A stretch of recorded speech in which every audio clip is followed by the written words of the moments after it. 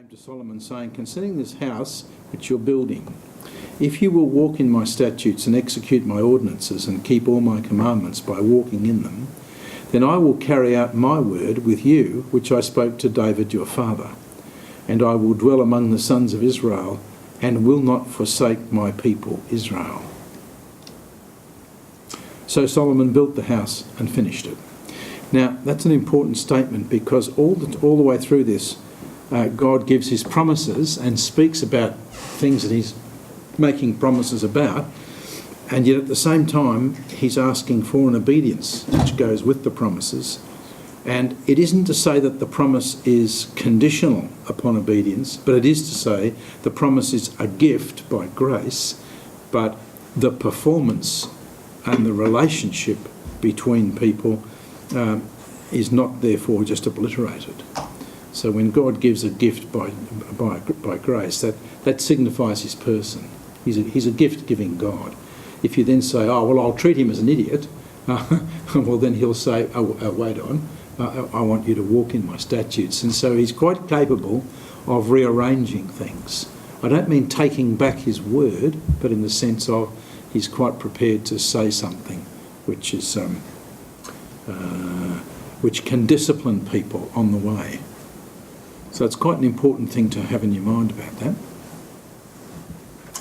that. Looking at 1 Kings 7, just briefly, because I'm heading to 8. Solomon was building his own house 13 years, and he finished all his house.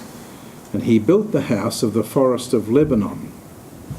And its length was 100 cubits, and its width 50 cubits, and so on. And then there are artistic window frames in 3 rows, and the thing is described. And then his house where he was to live, the other court inward of the hall, was the same workmanship, and he had a house like this hall for Pharaoh's daughter, whom he had married.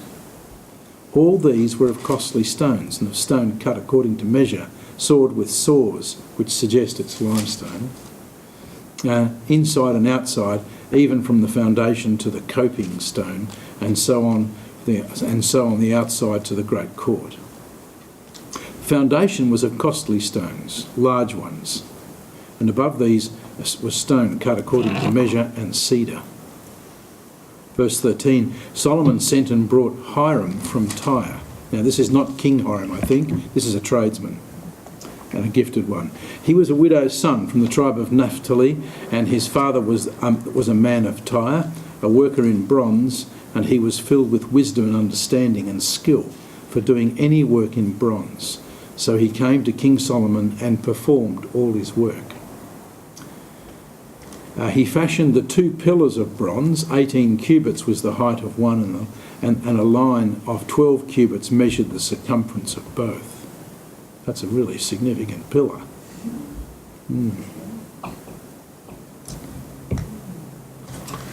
That's a very significant pillar, if you were thinking of that, wouldn't it? So there's 18 cubits was the height, and 12 cubits is the circumference. Circumference is 2 pi r, isn't it? Which is what, 44 over 7 multiplied by, well, no, wait a minute, that will be, what is it? What does it say it is?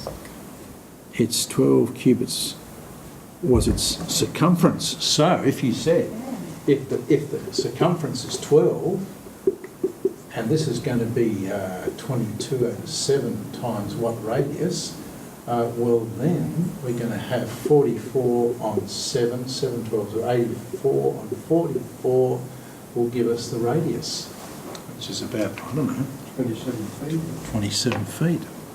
So that's a very significant pillar. 27 feet. 27 feet. That's an enormous pillar. Mine says 27 feet tall and 18 feet in circumference. Sorry? Mine says 27 feet tall and 18 feet in circumference. 18 feet. Ah, yes, there it is. Yeah, 18 feet around. That is still Around. huge. It's still right. It's still big. All right? But we won't fuss too much. But what's important is he made pillars, verse 18, capitals, which are the tops of the pillars, and he set the pillars at the porch of the nave, and he named it Boaz. The right pillar was named Jachin, and he set the left pillar and named it Boaz. Jachin means he shall establish, and the other is in its strength. So you name the pillars of your house, yeah. He made a sea. Now this is important because the sea is a massive bronze basin, which would be for the washing ceremonies, but also for it's a massive laver, an enormous sea. So, and you'll see what this is about. He made a sea of cast metal, 10 cubits from brim to brim, circular in form, and its height was 5 cubits and 30 cubits in circumference. And under its brim, gourds went about encircling it 10 to a cubit, completely surrounding the sea. The gourds were in 2 rows, cast with the rest. It stood on 12 oxen, 3 facing north and so on, and it was a handbreadth thick, and its brim was made like the brim of a cup, as a lily blossom. It could hold 2,000 baths, whatever a bath is, a measure of some volume. Now it's a hand's breadth thick, so it's an enormous piece of cast bronze. And this was the design of their stands. And then it had wheels, and the workmanship of the wheels was like that of a chariot wheel. Verse 34. It was engraved on the plates of cherubim, lions and palm trees. He made the 10 stand like this. He made 10 basins of bronze. One basin held 40 baths. Each was 4 cubits, and on each of the 10 stands was 1 basin. He put the stands 5 on the right of the house and left. So this is going to be a serious place for killing animals, washing, cleansing. There's a whole set of rituals which they're going through. So this is a very serious working place. And lastly, we learn that Hiram, verse 46, cast them in the plain of Jordan, in the clay ground between Succo and Zarethan. Solomon left all the utensils unweighed because there were too many, and the weight of the bronze could not be ascertained.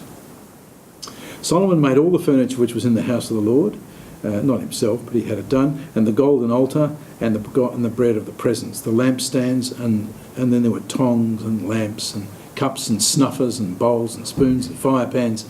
And so this is the way in which this is going to be a working tool. Lastly, verse 51, all the work that King Solomon performed in the house of the Lord was finished, and Solomon brought in the things dedicated by his father David, the silver, the gold, the utensils, and he put them in the treasuries of the house of the Lord. So there's place for a treasury as well.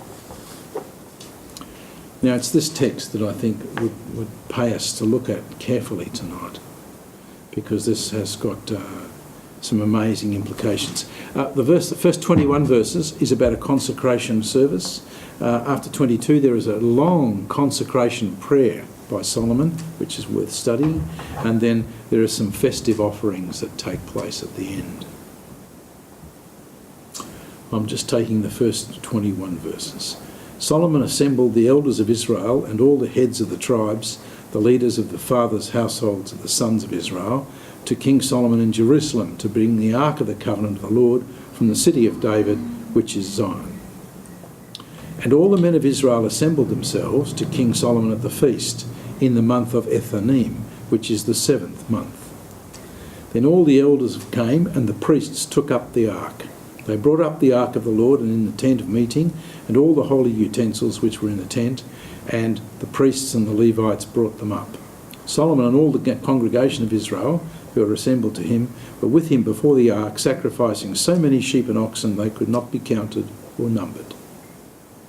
Then the priests brought the ark of the covenant of the Lord to its place into the inner sanctuary. So this would be into the Holy of Holies in the old language of the tabernacle.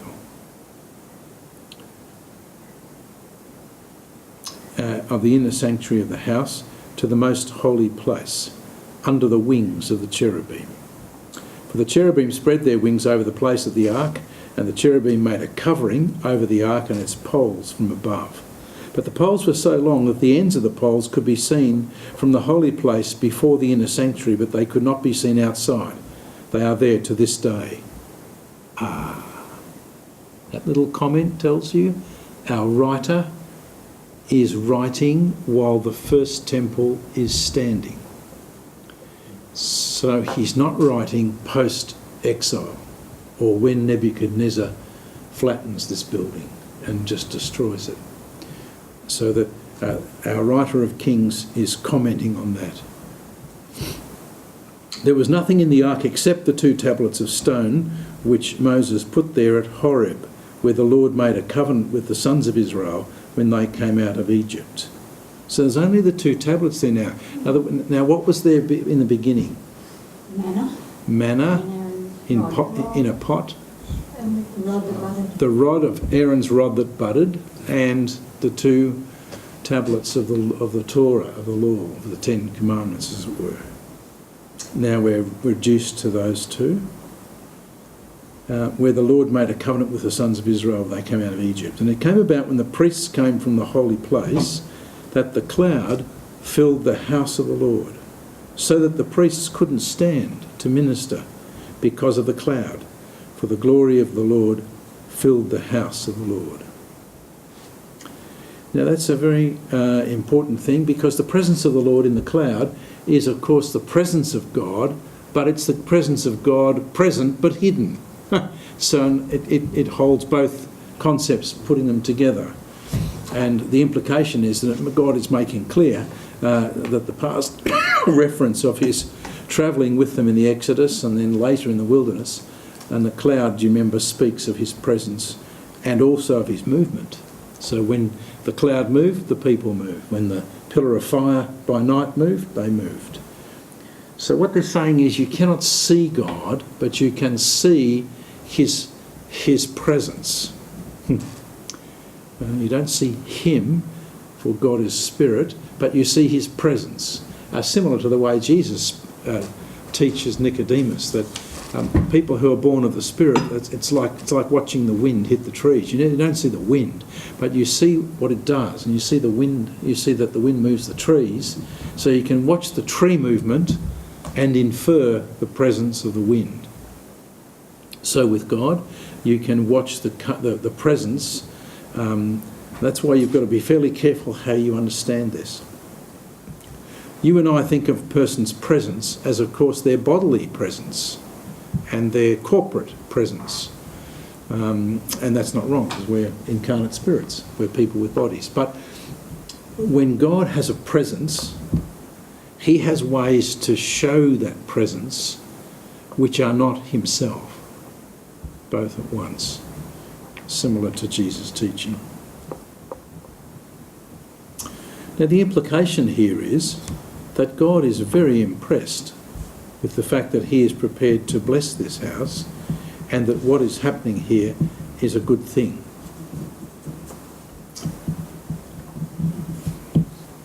It's going to raise an important problem. When God was in the tabernacle in the wilderness and he was on the move, then you can't be in any doubt that he is in fact a spirit. But what if you build a permanent house? Well, then he's got nowhere to move.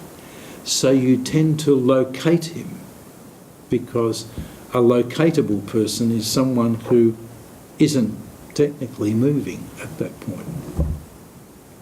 So the tabernacle was very helpful for expressing the fact that God himself was spirit and was on the go. He was an energetic, moving, active God. But once you build a temple and it doesn't move, and it's looking fairly seriously permanent, then the question is this where God lives? And that will raise the care that Solomon wants to in some way express. Verse 12, Solomon said, "The Lord has said that he would dwell in the thick cloud. I have surely built you a lofty house, a place for your dwelling forever." Now that in itself raises an important question. So we have to see how Solomon now will attempt to resolve that issue. The king faced about and blessed all the assembly of Israel, and while all the assembly of Israel was standing, and he said, "Blessed be the Lord, the God of Israel, who spoke with his mouth to my father David, and has fulfilled it with his hand, saying, Since the day that I brought my people Israel from Egypt, I did not choose a city out of all the tribes of Israel in which to build a house, that my name might be there. But I chose David to be over my people Israel." Notice, not a word about Saul. Not a word. So in other words, what's happening here is that Solomon is obviously understanding the permanency of the covenant relationship with a king, and now of a covenant relationship with a people by virtue of the presence of a temple, is originating with his father David, which in the latter case is true. But you need to see what's happening here. Solomon is actually articulating the idea that God never chose a city out of all the tribes of Israel. So this, you won't be surprised that later that Jerusalem becomes to be called Mount Zion, which is the city of David and also the city of God. And you're starting to see a morphing. Something is beginning to morph, to change. And we'll go through this as we take our time. It was in the heart of my father David to build a house for the name of the Lord, the God of Israel. But the Lord said to my father David, "Because it was in your heart to build a house for my name, you did well that it was in your heart. Nevertheless, you shall not build the house, but your son who shall be born to you, he shall build the house for my name." Now notice the expression is now shifted to build a house for God's name. And so we're now going to start to see the introduction of an understanding of the name of the Lord. Is this the presence of God, or what is it? Well, we shall see it's got a relational overtone. Now the Lord has fulfilled his word which he spoke, for I have risen in place of my father David and sit on the throne of Israel, as the Lord promised, and have built the house for the name of the Lord, the God of Israel. And therefore I've set a place for the ark, in which is the covenant of the Lord, which he made with our fathers when he brought them from the land of Egypt. So what we're seeing here is a reference back to the Exodus. And what we're seeing is that we're watching a morphing of the Exodus material and its covenant to take shape in kingship, which in turn is going to take place with reference to this house, the house of God. And this is going to raise an important question that under David and Solomon, the kingship which Solomon carefully states begins with David and not with Saul in this context. Similarly, as Solomon comes to speak of the setting of the ark, he makes explicit reference to the covenant with God made with our fathers when he brought them out of Egypt. So you'll notice what's happening here is that God begins to start to use a movement, and this movement we want to be really sure about. Now, I've dealt with this in another place, because I've given you a series of studies on covenant, but just to use this diagram that I use endlessly, and to use another colour, which might be helpful, is that here, under Abram, do you remember, we had a covenant. And that covenant, which God, was about land, blessing, I will bless you, and seed. I will multiply your sperm, and I will make sure that you have lots of children, and lots of people will actually do that. And then we saw that at Mount Sinai, there is another covenant. As God brings them out of Egypt and into the wilderness, they make a covenant which is restated as they enter the promised land in Deuteronomy. Deuteronomy, deuteros, second in Greek, nomos, law, second giving of the law. And so what's happening here is that the text of Genesis, Exodus, Leviticus, Numbers, Deuteronomy, Joshua. So once they enter the promised land under Joshua, then a covenant is stated here. Now this covenant's got certain facets to it, hasn't it? It's got facets of obey me, I'll care for you, I have saved you, I've saved you from Egypt in order that you should know me and walk with me. So this is salvation from and salvation to, all in one shot. And this covenantal understanding is that God covenants with his people as he first did with Abram. And then, do you remember that the covenant is restated under Joshua when they roll away the dishonour of Egypt? Do you remember that? And they're circumcised there, because that generation didn't circumcise, and then they did here. And so they cross over into the promised land, and then they had that covenant again. And the covenant keeps repeating. But as you remember, what's happening is with Samuel, so this is the power of working through chronologically. You can start to develop your theology of history, and you start to see how progressive revelation starts to build on the past. Notice that with Abram, that becomes a fulfilment here. This gets restated here, and then reenacted here, and then they ask for a king. And Samuel, as you know, says no, no, and yes, yes, and then in the end God says so. And so you have Saul, David and Solomon. Now here, under David, you have kingship. Now we haven't had kings until there was a king, if you will, in which case the kingship now has to be related to covenant. And so what happens is these things start to morph and change.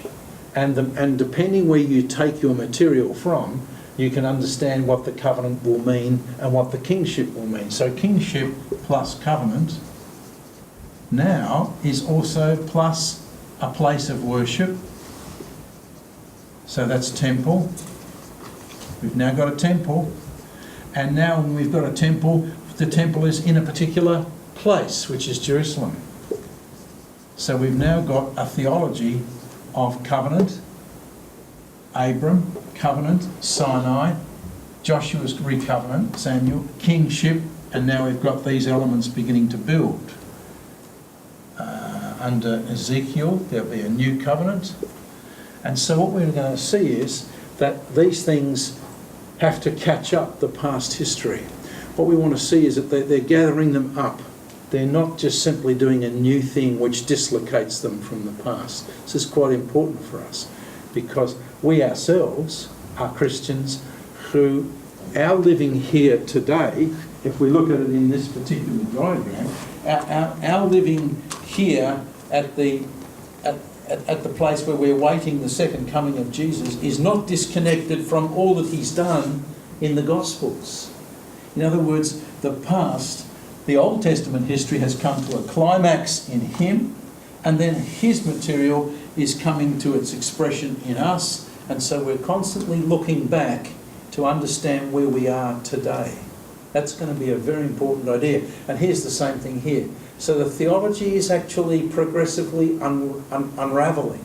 But it's unravelling, would you believe, in relationship with God doing new things. So somebody pops up and says, we need a king. And he says, not a good idea.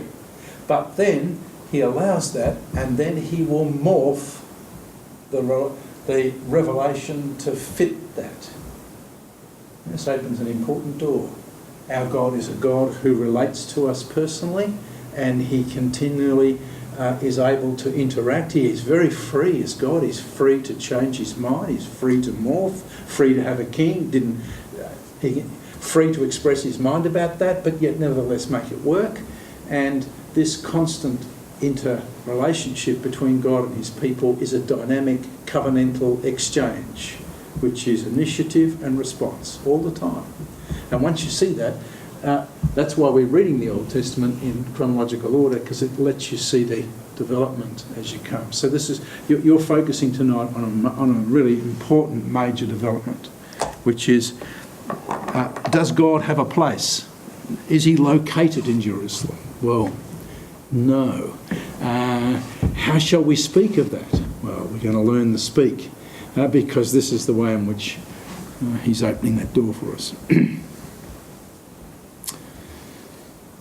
Now, at the dedication, Solomon prays to the Lord, recognising he's not contained in a house, and he asks him to hear their requests, to have mercy upon Israel and upon foreigners, and to forgive their sins when they turn to him and towards the temple. So this is the language we really want to sort of get a really good idea about.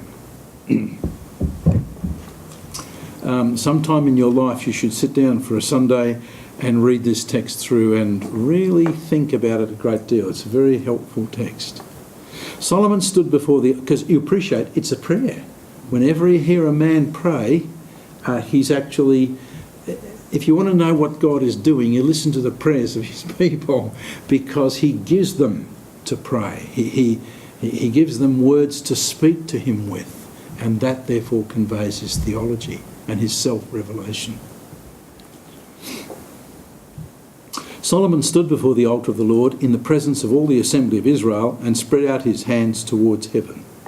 He said, O Lord, the God of Israel, there is no God like you in heaven above or on earth beneath, you are keeping covenant and showing loving kindness to your servants who walk before you with all their heart. You have kept with your servant my father David that which you have promised him. Indeed, you have spoken with your mouth and have fulfilled it with your hand, as it is this day. Now, as you know, in the ancient world, you have a long preamble about something until you come to the word now, and that is the biz. That's business. So ancient expressions, you'll see this in Esther, you'll see it again in other places. I've just forgotten where they are, but you will. And you'll see them say, let the king live forever. May the king be a great king. It's very important that these things are said. The king is a great king and the king of all sorts of certain places. And now. And that's the business. So you have a preamble which expresses that. So he's got 3-4 things that he's running here. He's saying that God is a God who is the God of Israel. There is no God like him in heaven or on earth. And notice that heaven and earth are seen as creatures. God doesn't live in heaven. He launches his activity from heaven for the earth. Because remember, God can roll up the heavens and the earth and start again, a new heaven and a new earth. So heaven and earth are creaturely, they're made things. And it's important to see that God can inhabit his creation by his presence. But we're coming to that important question now.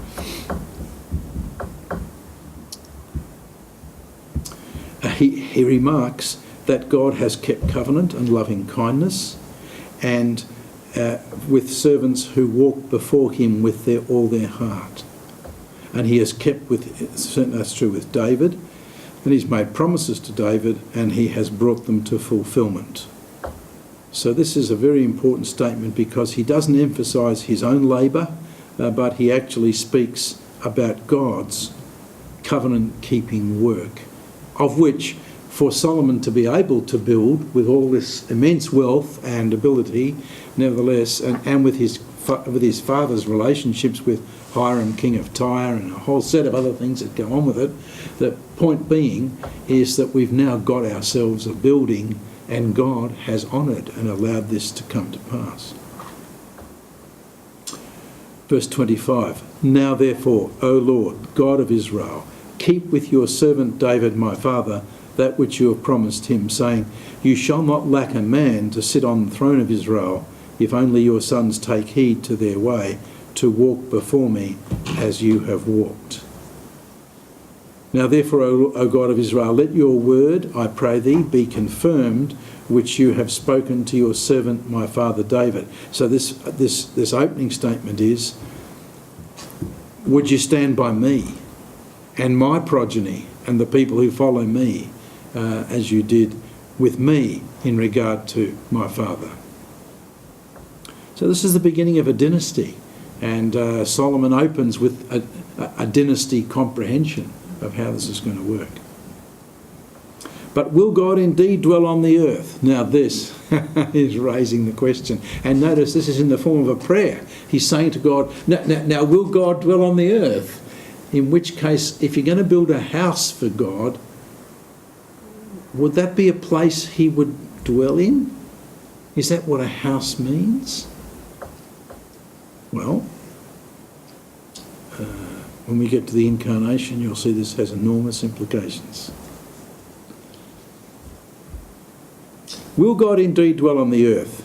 Behold, heaven and the highest heavens cannot contain you. How much less this house which I have built?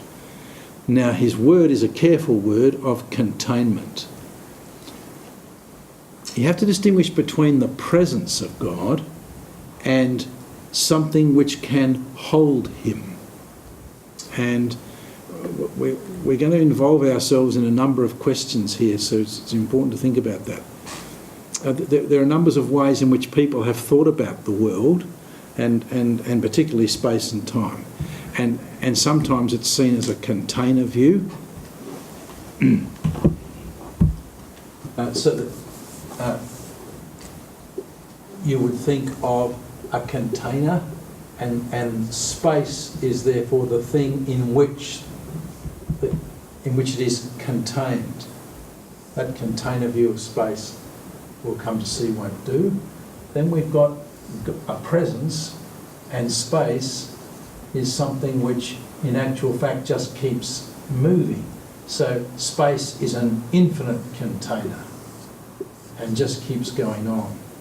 There are four views of this, and we need to think carefully what we're going to do with them later on. But for the moment, his question is, he's raised the question of containment. Can something contain God? Some made thing, some created thing? He says, no, it can't. So the first question we're faced with is, Solomon is aware that he's built a house, but he's aware that God is not contained or limited or constricted by this house. And therefore God's presence must mean something else than the house's containment.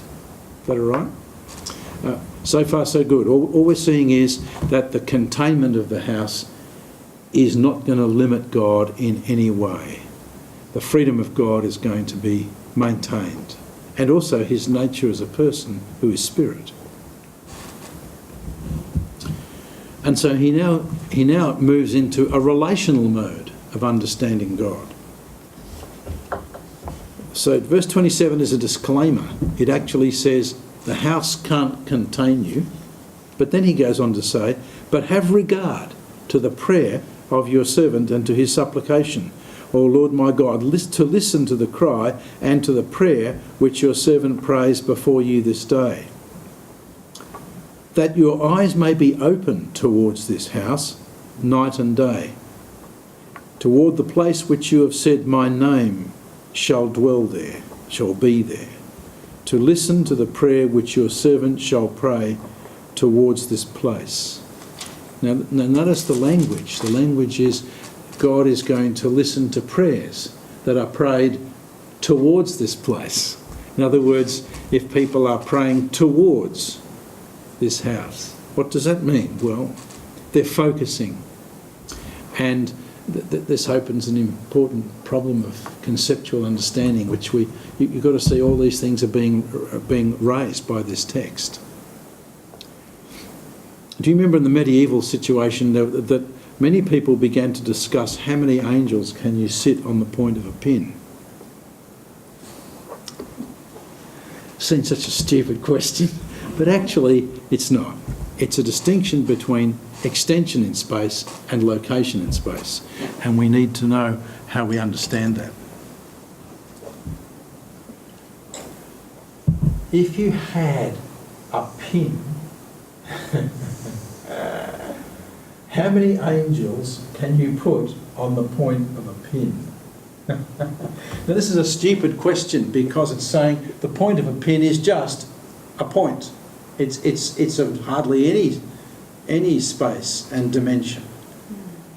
And when you locate something in space, you're actually saying it's there. It's not somewhere else, it's there. But when you are thinking about spirits, because that's the whole point about talking about angels, they're spirits. How many spirits can you have, pardon me, on the point of a pin? An infinite number. And you can, because spirits are not locatable in space. They extend throughout it. And you can concentrate your thinking about this, but when you think about the point of a pin, that doesn't confine them. They are already available to you, as many as you wish, because they don't take up space as you and I think of it. Do you see what we're dealing with? We're dealing with, when God is a spirit, can you locate him? No, you can't. Why? Because he extends through space, but is not locatable in space. So we're distinguishing extension. You often hear it said today, we need to concentrate our thoughts upon. You often hear the President of the United States and other people would often say, our present thoughts are, and they are towards these people in this crisis or difficult time for their life. And what they're saying is, we're concentrating upon them. Now, not in some sort of occult way, but in the sense of saying we're thinking about them. We're concentrating our attention upon these people. And in this case, we're extending to them from ourselves our own interest and concentration. But that doesn't mean, for example, that we are locating with the people there. It's just an important distinction, because once you distinguish between spiritual beings and incarnate beings, you can't use the word locate about spirits, right? And similarly, you can't confine spirits to a location. We are spirit beings who have got a body. We are incarnate spirits, and we are in our body. We use the expression in. I'm in my body. I'm not outside of it. Now, in that sense, we think that way. So it's a quite important thing to have that clear, because Solomon is raising an important question. But of course, he is saying to God, but can we talk to you? Yes, we can. Can we pray? Yes, we can. Can you hear? Mm-hmm. Can you listen and hear? Well then he says, would you have regard to the prayers of your servant, and would your eyes be open towards this house night and day, towards the place which you have said, my name shall dwell there. Now, how does a name dwell when a person doesn't? Now, you and I have the same issue when we do something in the name of Jim or in the name of Arthur. If Arthur says, when you get there, just simply say, here's my chit, I'll sign it, and it says, in Arthur's name, I've got a power of attorney to start talking to you. Well, then I'm doing something in the name of Arthur. But that must mean that Arthur isn't there. So we're now extending an idea to, can you have persons who are incarnate persons, like Arthur, but he's not locatable where I am, and I can do business for him in his name, we say. Now, this is all derived from this material. We need to be really just have an understanding of what we're meaning here. If you ask anything, says Jesus, in my name, I will give it to you. Now he's understanding. You're not asking me as someone present. You're asking my Father in my name. I'm somewhere else, but you can ask in my name. It's an authority to ask when I'm not locatably in place with you. You get that? Important issue about the ascension. So he is asking that God would listen to the prayer which your servant shall pray towards this place, and listen to the supplication of your servant and your people when they pray toward this place. Hear thou in heaven your dwelling place, hear and forgive. Now it speaks of heaven as God's dwelling place, but of course what that means is not that necessarily that contains him either, but in the sense that it is patently clear that God is not here, unless the cloud fills and the presence is expressed and the people can't stand up. It's too much. The glory is too great. They just fall over. Can't cope.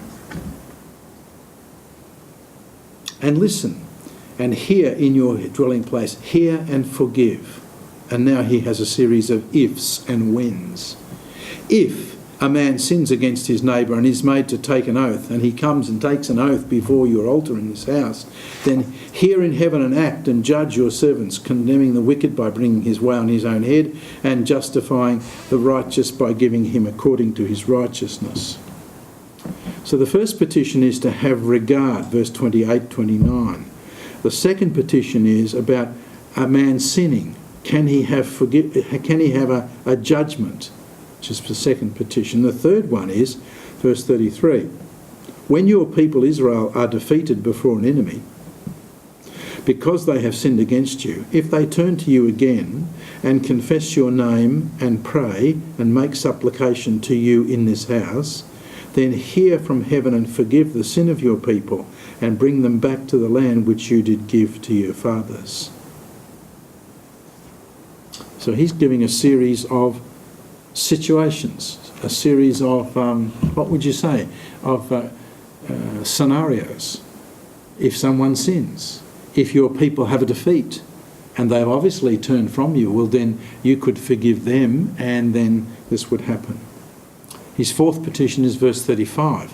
When the heavens are shut up and there's no rain, because they have sinned against you, and they pray toward this place and confess your name and turn from their sin when you did afflict them, then hear in heaven and forgive the sin of your servants and of your people Israel. Indeed, teach them the good way in which they should walk, and send rain on your land, which you have given thy people for an inheritance. So these are, notice, national issues he's now raising, issues of the whole people. If there is a famine in the land, the fifth petition, and if there is pestilence is a disease, or if there is blight or mildew, locust or grasshopper, if their enemy besieges them in the land of their cities, whatever plague, whatever sickness there is, whatever prayer or supplication is made by any man or by all the people, each knowing the affliction of his own heart, and spreading his hands towards this house, then hear in heaven your dwelling place, and forgive and act and render to each according to his ways, whose heart you know, for you alone know the hearts of all the sons of men, that they may fear you all the days that they live in the land which you have given to our fathers.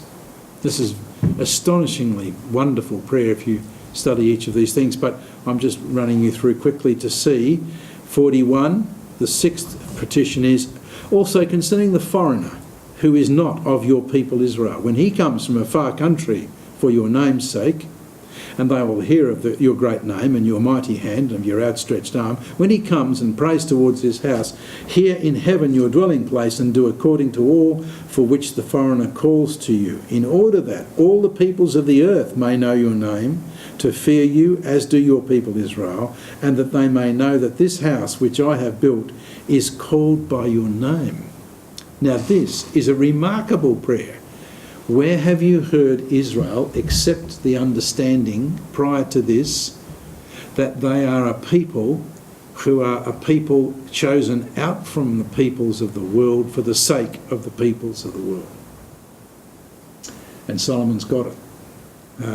This is a man with wisdom. This is the man with the gift of God to know. And what you're hearing is an astonishingly clear comprehension of what God is doing with his people and has done since he first brought them out of Egypt. These are Gentiles. Yeah, these are Gentiles. These are the foreigners, and they will come to know. And this is in advance of Isaiah's whole prophecy, and this is material that Solomon got. And notice that they may know you, that they will come from a far country for your name's sake. That is, they'll hear of you and they'll say, got to go to where this God is. Well, actually, he isn't there, but he is. That's his name's sake. The seventh petition is, when your people go out to battle against their enemy by whatever way you shall send them, and they pray to the Lord toward the city which you have chosen and the house which I've built for your name, that now conflates Jerusalem with the temple. then hear in heaven their prayer and their supplication and maintain their cause. Verse 46, which is his 7th petition, when they sin against you, for there's no man who does not sin, and you are angry with them and deliver them into the hand of their enemies so that they are taken away captive to the land of their enemy, far off or near, if they take thought in the land where you have been taken captive and repent and make supplication to you in the land of those who have taken them captive, saying, we have sinned and have committed iniquity, we've acted wickedly. If they return to you with all their heart and with all their soul in the land of their enemies who have taken them captive and pray to you toward their land which you have given to their fathers, the city which you have chosen and the house which you have built for thy name, then hear their prayer and their supplication in heaven, thy dwelling place, and maintain their cause, and forgive your people who have sinned against you, and all their transgressions which they've transgressed against you, and make them objects of compassion before those who have taken them captive, that they may have compassion on them. For they are your people and your inheritance, which you brought forth from Egypt, from the midst of the iron furnace, that thine eyes, or your eyes, may be open to the supplication of your servant and the supplications of your people Israel, to listen to them whenever they call to you. For you have separated them from all the peoples of the earth as your inheritance, as you did speak with Moses, your servant, when thou didst bring our fathers forth from Egypt, Lord God. Now they are his 7 petitions. What would be your perception as you listen to them?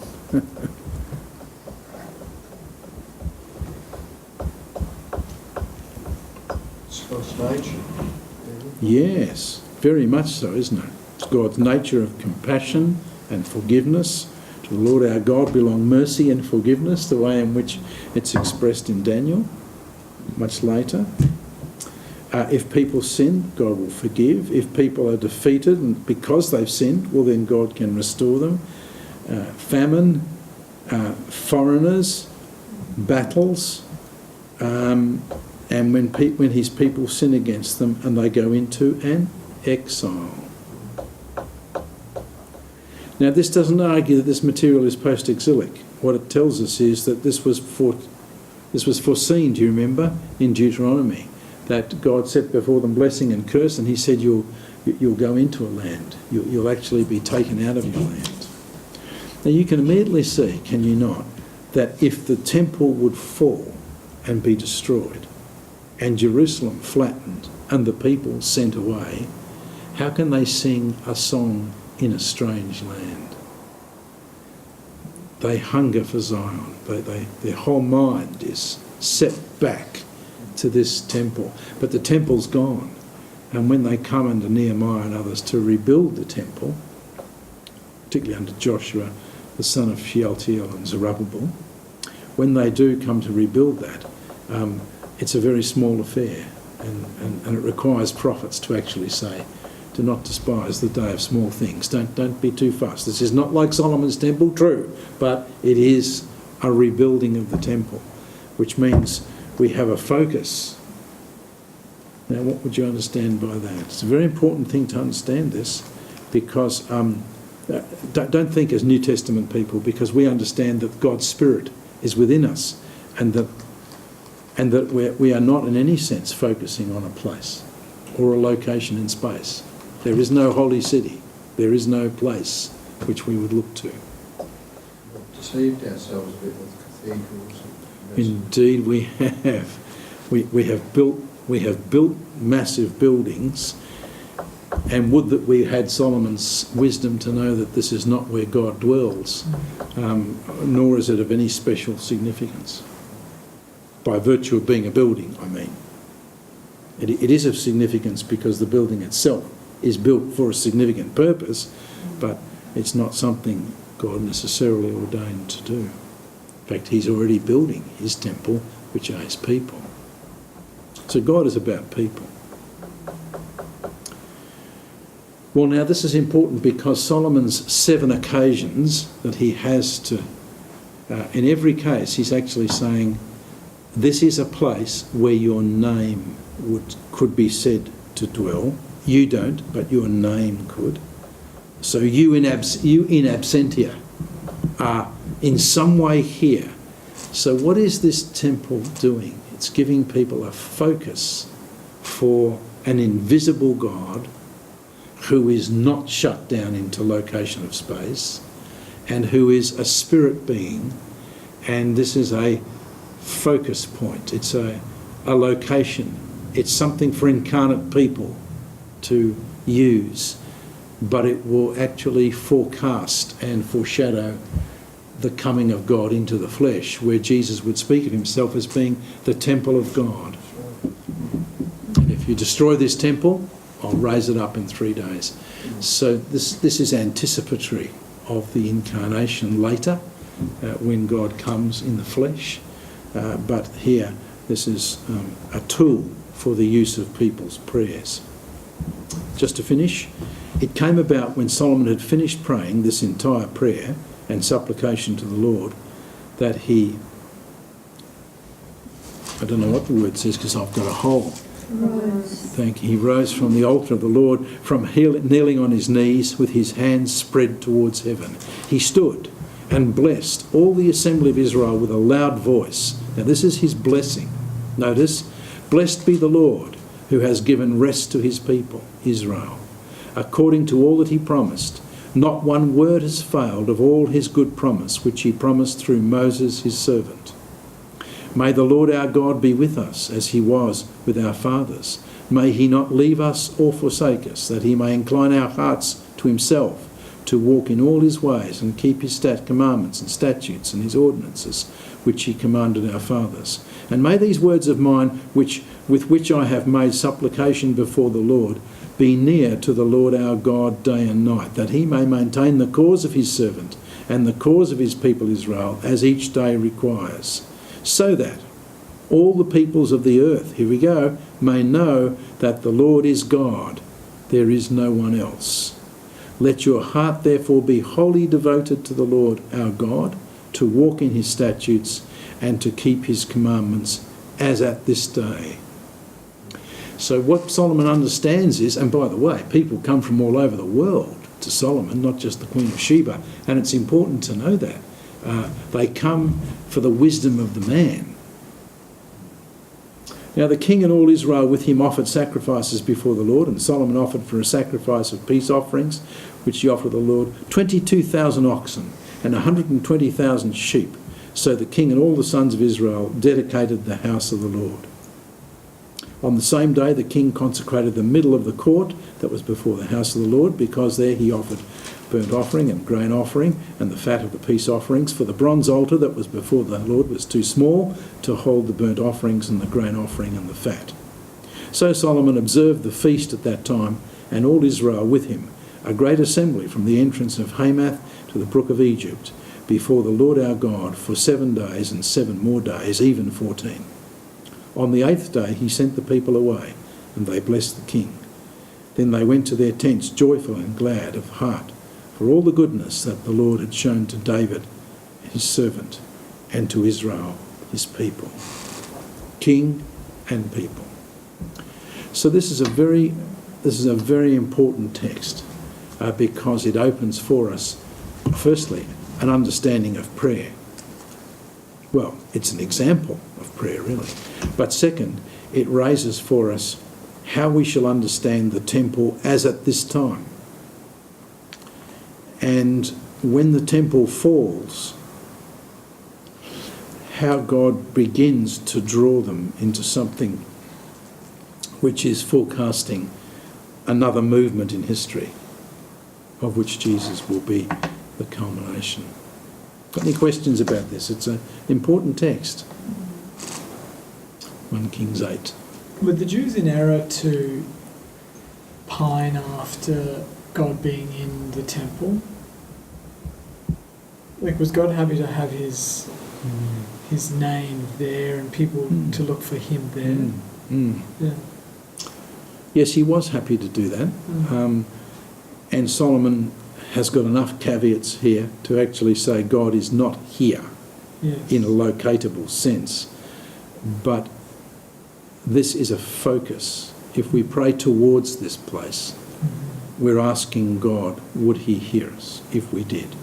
So what he's really saying is, if we use this place locatably as a geographical centre of our thinking, our praying and our intentions towards you, would you hear us here? Would that be all right? And in that respect, what he's actually saying then is, were they in error? Well, they asked that he would, and the temple becomes the centre of their worship, really, from here on. It seems a human need to have something to pray to. Yes. The world out there wants survival. Israel wants something. Yeah. Well, that's right. And the thing that we're watching is that a theology of extension and location is being distinguished. And this is setting us up to how we might think about God as a spirit, and yet we can speak to him and relationally relate. In fact, that's the great key here. He's actually saying to God, would you relate to us? Even though we are limited and need a place of focus, would you accommodate to that, even though it won't contain you, and we don't even think it does. So it's interesting that Solomon has got a clear understanding of what it is not, as well as what he's asking God that he might meet us in this place.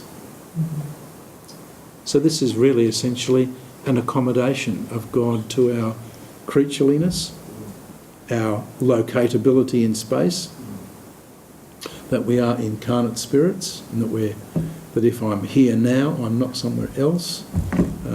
That's not true for God, but it is true for you and I. And if that's the case, it's it's accommodation of God to his creatures about relating to him in the way he talks to them. So it's a most important text for us. It's an accommodation for us to think that Jesus Christ is a real man located in time and space, Yeah. coming out of Israel, Yeah. located in time and space, and all their history. So I haven't quite seen like that before. If you want to pray and think of God who you can't see, you can go very airy-fairy, but you have a focus, don't you? You have a man who came to the earth and Yes. did all those things. Yes. So that's helpful. Yes, that's why if a man goes into heaven, hello, we've now got an incarnate spirit We'll come back and in heaven who will return in the same way that you saw him go. So this is God's ultimate accommodation to us, and draws us into relationship with him, and reserves a place in heaven for us. I mean, all that material of the apostles will start to talk. Blessed be the God and Father of our Lord Jesus Christ, who has chosen us and takes us all the way through the movement, and then has given us a hope, a blessed hope. God has something for us, and that is reserved in heaven for you, 1 Peter. So that those sorts of thinkings are actually acceptable to us insofar that Christ has ascended. This is the sort of, these are the issues you would have wanted. Once in an exam, I was set a question: outline the sermon you would give a group of astronauts on Ascension Day. Which of course sounds totally stupid, but actually it's all about this question. Have things changed that Christ has ascended? Yes, indeed they have. And God is doing something which there is an intimation of here in the temple, but in actual fact he's brought to a stunning situation with the coming of our Lord Jesus Christ, who is truly the temple of God, and he is a Bethel, he's the house of God, and the angels of God ascend and descend upon him as he possessed in Nathaniel. That whole idea. Well, that's 1 Kings